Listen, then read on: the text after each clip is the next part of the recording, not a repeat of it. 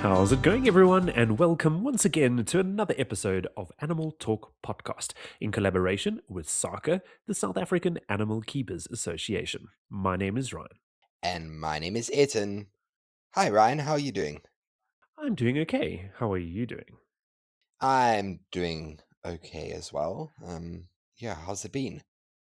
It's been an interesting week. Lots of things happening since we last chatted. Lots of behavioral stuff happening on my side, where I have to pretty much sit for hours watching my pets and their behavior to try and figure out how to fix their emotional status with trying to get them used to their new environment, which is going quite well, but also a little bit stressful as well, but not too bad.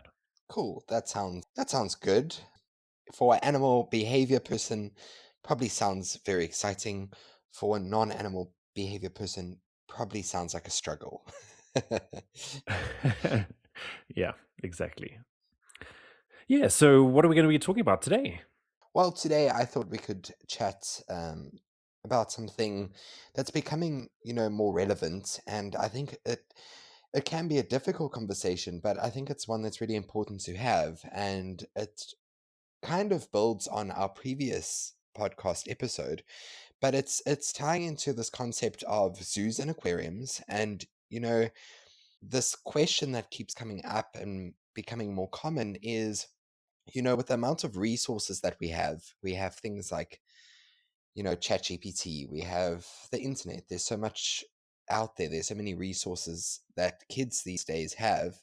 There's endless amounts of streaming, channels where you can watch so many different kinds of documentaries about all these different kinds of animals. And the conversation that tends to keep coming up is, are zoos and aquariums still relevant? And, is there a place for them in the future? That is a very good question. And I'm probably going to say from my side how I feel about it first, because that's definitely a big topic that a lot of people talk about. So, how I see it is yes, they do have their place. I think zoos have moved from a lot of more the entertainment side and more into conservation and education. And I think that's their vital role right now. If you think about everything that happens in a lot of these zoos with regards to their populations that they've got of endangered species, a lot of introduction back into the wild, which is what we were talking about in our previous episode, they definitely have a role. And then we can dig deeper just now into the education part. Definitely. It's something that, you can't always have a set answer for because the world changes so quickly. And I think the always the concern, and it's been a concern for extended number of years. It's always this concept with, technology is getting so advanced. Will it ever replace, real things in the sense of in the workplace? Is, our jobs going to become less needed because, we've got so many advances in technology that basically we can have technology doing the work. And I think the same concept comes into the idea of having animals and showcasing animals in a way as, let's first of all call them a resource for people to learn from.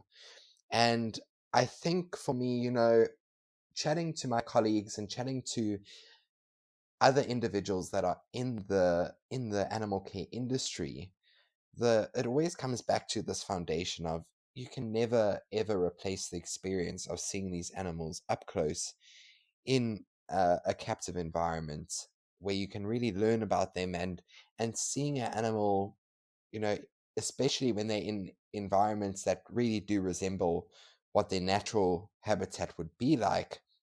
It really, there's nothing that compares to that. Even watching a documentary, learning about these animals, there's so many resources, as we mentioned, reading about them. It doesn't, it all kind of adds to the factor, but seeing them up close in a zoological setting is really something different, and really something that's inspiring. And for a lot of us, our our ticket to the industry, getting involved in zoos and aquariums, was because we were, exposed to zoos and aquariums as children, and it was those memories that we really built on, and that kind of set us in the direction of where we wanted to go later in our professional careers. Exactly. And I don't think I would be where I am today if it wasn't for my experiences that I had at zoological facilities like zoos and aquariums and those type of places, because it's what instilled a lot of the drive. And if I think back, I think there's a few people in our industry that would probably have the same thought pattern. But I spent many afternoons watching the crocodile hunter and the Australia Zoo, and that was also one of the things, because it was all a lot of behind the scenes stuff with regards to the zoo as well, and that got me really excited. And then over the years, I think there were a lot more zoological behind the scenes episodes from different zoos on TV, and the more I watched them, the more I wanted to watch more, and the more I wanted to get involved, and the more I wanted to focus on that. So I think that's very important. And I've seen it happen with a lot of people as well when they come to a facility that I've been working at, especially the younger generation, and how excited they get. I can tell you a bit of a story. When I was working at the bird show at Monte Cassino, we had a little young boy. I think he was probably at that time maybe 6. He used to come and visit at least once a month with his parents. He loved the show, and I think it was the third or fourth show that he came to watch. He came down after the show and he had a white little glove on his left hand, and he said that that was his bird glove. And he was very impressed about his little bird glove, and he was so happy. And so I remember thinking, I need to do something really cool for this little guy. So I chatted with the team, got back onto stage, and said to them if they can just wait a little bit after everybody's left, we've got something special. And I posted not so long ago a bit of a story about a particular bird that I worked with for many years, and that was the Toko toucan tango. Very cool bird. Also taught me a lot about behavior. But we brought her onto stage, and he could then do a fruit toss with her, which he was had little pieces of fruit, and he got to throw it to her, and she would catch it with her beak. And the smile on his face and the excitement he had, I just know that future wise, I don't know where he is now, but I know that future wise, that's going to make a huge difference in his life. If it doesn't make him want to join our industry, he's definitely going to do something close by to our type of industry. Yeah, that's really amazing. And I think it also is just stands testament to the fact that if you are working in the industry, also just understand and embrace the power that you have as an animal keeper, and the impact that we do have on our visitors that come through our facilities, especially those that are very young, and they are looking to potentially have a future in our industry. And it can be such a, I know we've chatted about it before in some of our other podcast episodes, but you can have such an impact. And I think it's really empowering to realize that. And that also just goes and leads back into just the sheer magic of our industry and our facilities, and the possibilities that we have to really form those connections with our visitors. I know one for me is always chatting to visitors, on the ground and on the floor when I'm walking around my facility, and specifically when they have a question about an animal that's in my care, and one that I'm responsible for looking after. It's a very different, situation for them, or experience rather, than just having, a signboard to read, or reading an infographic, or something like that. When you as a keeper can chat to them, also start bringing out the fact that you know you share a bond with these animals. They have personalities. There's different things that they do, and the more that you share your passion, the more it really kind of just spills over, and it's really just a knock-on effect that we get to share. So also a really special part, I think, of our jobs. No, definitely. There's so much that we can put forward and that we can make people understand more about and get more enthusiastic about wildlife and conservation. And that's what I've always strived for in most of the places that I've worked in. in our industry. And that is just to make sure that people understand. And when they see your passion, they really do get enthusiastic about what you are talking about, which is really cool to see, and see their change in their mindset. Sometimes they might have a different thought of something, but then when they see how passionate you are about something, it kind of changes their mind.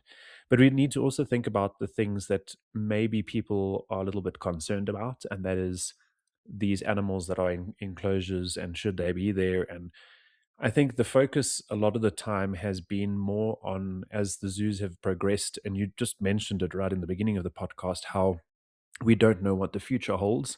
And I think that's important because over the years, we've seen the development of zoological facilities and aquariums, and how they have developed and moved forward to make things better and the welfare better for the animals that are in those facilities. And I think that's really important to note, is a lot has changed, and things have changed in the way where we are presenting more natural behaviors to the public. So they are seeing animals that are doing more natural things in natural environments in comparison to what they were, let's say, 50 to 60 years ago. Yeah, for sure. I think you raise a good point, and I think that word "natural" is something that's really really important to emphasize, because I think if we look at the industry, going back, there were so many mistakes that we've made in the industry over the years, and that's okay because we didn't know any better. And I always like to think, as soon as we know that there's a better way to do something, we need to just follow through, and we need to change our protocols and our procedures. And that needs to be the new way. So if you know better, we need to do better. And in terms of, enclosures and design, it's insane to have a look at, going back and looking at what enclosures were like, the sizes of the enclosures, the general structures, and how it's advanced for different species over the years. I know one in particular is, if you look at reptile enclosures, some facilities have really gone out of their way and really expanded in terms of creating large scale, lots of space, very natural resembling enclosures. But it seems like your reptiles, for example, is a group of animals that, for some reason, it's taken the industry quite a long time to realize that they're also sentient. They also need natural environments, and actually a lot more space than what we've been giving them for the past how many ever years. I think the more sentient the animals, they tend to get more attention from public in terms of welfare concerns, and therefore those species tend to, the enclosures have been developed a lot more and focused on a lot quicker over, the evolution of zoos essentially and aquariums. So I think we've come a long way, but we still have a lot more work to do. And it's also just, if you have a natural resembling enclosure, as you mentioned, if it resembles and feels natural, and the animals are presented in this natural way, generally your visitors are going to feel more comfortable, and they're going to feel more receptive to information surrounding those animals, because what they're viewing feels more natural and feels more comfortable. But as you mentioned, you are going to also be seeing more natural behaviors that the animals are going to be exhibiting, which is really, really important. And I mean, why wouldn't you want that for your animals and for your visitors and for the overall experience? Yes, exactly. And I think reptiles are moving towards a better situation. There's a lot more research going into it. There's a lot more information being put out, and there's a lot more effort going into making their living conditions a whole lot better than what they were, let's even say 20 years ago. So you can see the development that's happening right in front of us. And I feel excited about how we're progressing and how we're bettering things welfare wise for our animals. And that's the exciting part for me. But you're correct in saying that the animals that we tend to focus on are the ones that everybody knows. Like when you go to a zoo, especially overseas, they always want to go to the Africa section and see the big five, the elephants and the lions and all of those type of things. And those are the ones that get a lot of the attention, and they get a lot more larger enclosures and, a lot more going for them. But it is the smaller ones. And for me, it's more the endangered species that should be focused on for people to get to see. It's the stuff that a lot of people might never get to see in their entire life. But when they walk past that enclosure and they see that animal behaving in a natural way, or they see its environment and how it moves through the environment or does behaviors in that environment, they will see the animal in a completely different light, having it directly in front of them, than if they were watching it, like you mentioned before, on a TV program. It's a whole different experience. So that's vital for the development of zoos going forward, and I think we're going to be going even more forward and developing even more, and that I'm excited about. Yeah, it is really exciting as we mentioned, it's exciting to see the progress. And I think it's something we really need to do as an industry, is really actually, don't forget the past, don't forget where we've come from. I think it's very easy, especially for, you know, people that aren't in agreement with captivity. It's very easy to find faults, in the industry and in the systems that we have in place, and certain enclosures and certain facilities. But I think it's really important to understand and really also celebrate and remember, you know, what the facilities looked like a good few years ago and where we are today, and really just focus on the changes that have been made. And we are changing and we are progressing, and I think that's really important. I think the other thing we also the other card I want to say that gets played a lot is this concept that the animals are being used in the sense of trying to create a profit. And I think what we need to also unpack and also understand is, in order for zoological facilities to run and maintain the animal populations that they look after, and the infrastructure of the habitats, they have to be profitable. There has to be, it can't not be financially viable for facilities to run, because in the larger scheme of things, it is still a business. It has to, have revenue, and that revenue then goes back into maintaining, the animals and the infrastructure and the staff. So it's often painted in this way that, the animals are just there as a draw card to have financial gain.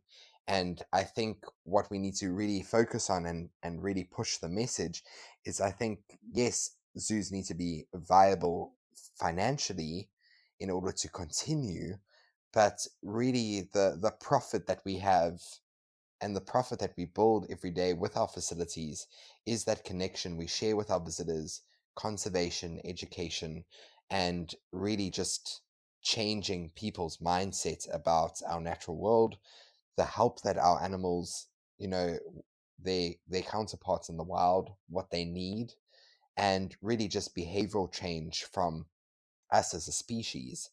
And that is really the profit that I like to think of our facilities. That's the profit that we're really trying to grow, and that is the not essentially the cost, but that is the reason we do what we do. And by doing it the way the industry is moving towards, the way our habitats are being re-looked at and redesigned to be more natural, how our interactive programs are shifting, and our shows or demonstrations are moving towards more natural behaviors being exhibited with conservation based stories.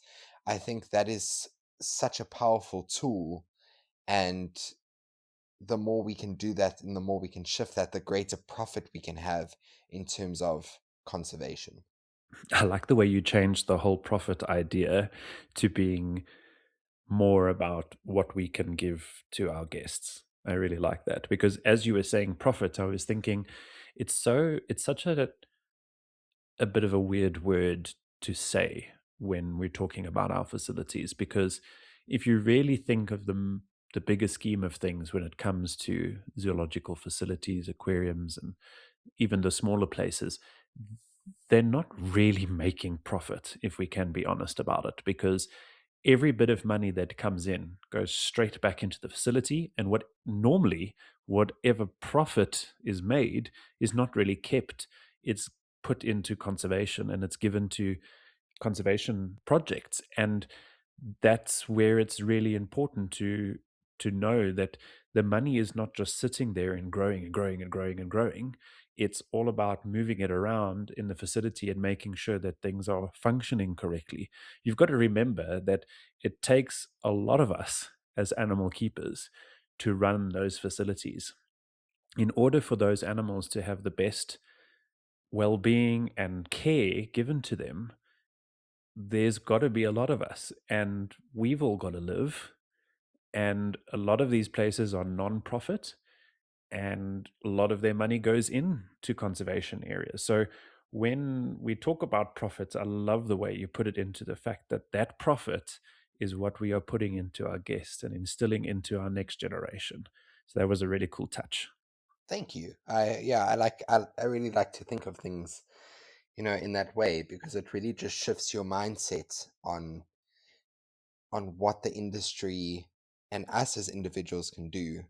I think it's really important to have that mindset, and just have that in the back of your mind when you walk around your facility and you interact with people, or you even if you're not at your facility, you're walking around, might be a shopping center, and you're in uniform. I mean, the amount of times people have come up to me and asked me questions about the facility where I work, just because, I have a logo on, and everything that you do, every interaction that you have, y- you know, you can choose as an individual what impact you want to make. But I think, as I mentioned, it's so empowering that we do have the option to really make a very big impact as individuals. And if each individual makes, an impact, imagine what we can do as a collective, not only as, one organization, like all of our staff at my facility, what we can do, but if we join all our facilities together and the industry as a whole, if that's the mindset, we can really, spread across.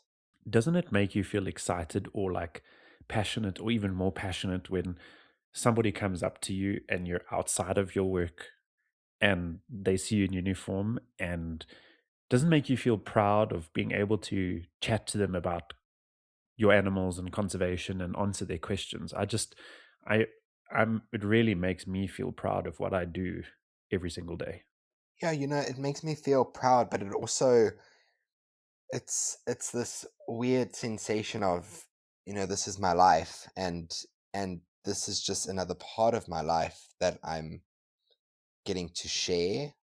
And I think a lot of keepers will feel the same about, the industry that we get to work in. Is you can't really see this. I mean, you can choose to see it as a job, and you go to work and you come home. But if you're really in the industry and you're really dedicated to, conservation and this cause that we call zoological facilities and animals under human care, it really is just an extension of your life. I always like to joke that I do spend less time at home than I do at work. So essentially, work could be when I'm at home, and when I go to work, that's actually more my home because I'm there more often. And that's just because, my animals are there, my family, the animals that I get to share my life with every single day are there. And I think the more you share that passion, and the more we share the stories of our animals, the more members of the public that aren't necessarily, for the industry will start seeing that, it's not just a job to us. It's really is. We are dedicated to our animals. Come rain or shine, through storms, we have to show up, and we realize we have to show up, and we never take our responsibility as those humans for granted, because we know the weight that's on our shoulders. We live, breathe, eat, and sleep pretty much our life with animals. I think that just pretty much sums it up. Yeah, pretty much. I mean, I'm sure if you did the same, if you took all the amount of hours that you've spent at the many facilities you've gotten to work with, if you count all those after hours, all the times you've had to stay up hand rearing birds, for example, if you calculate all that up, you will find you probably spent more time at your work facilities than you have at home. I always like specifically with diving, I enjoy counting all my dive hours and then trying to convert the hours into days to see how many days I've actually stayed underwater. Wow, okay, holding your breath for days, are we? Well, not really, but but yeah, I must actually. I'll get you an answer for that and recalculate my hours. But obviously, we dive. I'm in the water sometimes almost every day, but every second day most of the times. And I mean, we're in the water for with the animals for at least an hour every time we're doing feeds or cleaning or maintenance. So when you take all of those hours and you total them up, you get quite a great sum. And then it's really fun working out like per 24 hours, if we converted, like in total, how many does that equate to days? I think the last time I checked, which was quite a while ago, when I did the conversion, it worked out to, I think I was underwater for a month, basically, if you Wow. totaled all the hours, it's quite cool to think of. I've actually spent a month, at that time, I'd spent a month underwater with my animals, if you totaled all your dive hours, which is really funny to think about. Yeah, that's a whole nother world that I don't really experience. So I promise we invest in our animals, we invest in our industry, and we really invest in each other because the more you invest in your team, we've had other episodes where we've chatted about our teams and how investing into their growth is so important. But the industry is really amazing, and I as Ryan said, that we are really excited about the future of it. But if you're not for the industry, and we mentioned this in our previous episode, really just go and do your homework, because I really don't think, if you do the proper research and you go into the zoo and aquarium industry and you see how complex it actually is, how much care goes into looking after animals in zoos and aquariums, I really think your mindset will be changed. So do your research, go do your own research and see for yourself just how much amazing work is actually being done. And I mean, we haven't even touched on things like rehabilitation programs and rewilding programs and endangered species survival plans. There's just, I think we could have a whole nother episode just talking about those, and that is directly linked to the work that we do in the zoological industry. I don't think you can think of all of those aspects, and then after looking at all the incredible work that's being done around the world in the industry, and then take a step back and say, yeah, I really don't think zoos and aquariums are relevant anymore, because it's impossible for that work to be done without the incredible facilities that really have taken ownership of those programs and put things into place and done collaborations with universities and researchers. So it's this web of organizations, and it's not just the zoo and aquarium industry, it overlaps so many other industries as well. 100%. I don't think that conservation would be where it is now, and the understanding of animals where it would be now without captive facilities. So they are vitally important. And it goes back to the reason why I started the podcast in the first place, and that was to get people talking about our industry and about animals. And also goes to my ending line of every single podcast, and that is animals are our passion. That is what we are here for. They are our passion, they are our everyday. And that is pretty much what we've chatted about in this episode. So I think what we can do now is we can go back to the beginning of the episode and pretty much put the question out to our listeners. And you can put that question out to them, Ayrton, and let's see what people have to say. Yeah, I think if you've tuning into this episode and this has really piqued your interest in terms of this topic, let's put the question out to you, and get in touch with us and let us know, do you see a future for zoos and aquariums? With everything that we've discussed now, and taking into considerations the advancement with technology and resources, what is your feeling on zoos and aquariums? And is there a place in your mind that there will be place for them in the future? You can reach out to us on our social media. We pretty much everywhere: Facebook, Instagram, LinkedIn, YouTube. Our handle is Animal Talk Podcast _ZA. And also just a reminder to, go visit our YouTube channel, subscribe to our channel, please like our videos as well, and go visit our various platforms, and please like our posts and share them so that we can, once again, share Animal Talk Podcast, what we're all about, and the industry that we are tied to. Definitely. And you can also get hold of us on our email address, which is animal.talk201@gmail.com. So please reach out to us, chat to us. We do get some comments from everyone, and it's nice to read them. And if the comments are about our episodes, then we will chat about them in our next episode or the next couple of episodes. So please feel free to contact us and chat to us about what you would like to. And on the question that Ayrton asked, remember, if you're a non-animal care person or an animal care person, that question is out to all of you. But from myself, animals are our passion. Thanks, everybody, for tuning in. And remember that our quality of care is their quality of life. Bye, everybody. Bye-bye.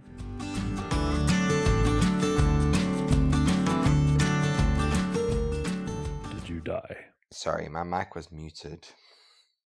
I didn't die. I was talking to you. No, you were not. I was talking with my mic muted. Okay, I'll put that question out. No one can hear you. Can you still hear me? Can hear you now. Try again. Okay.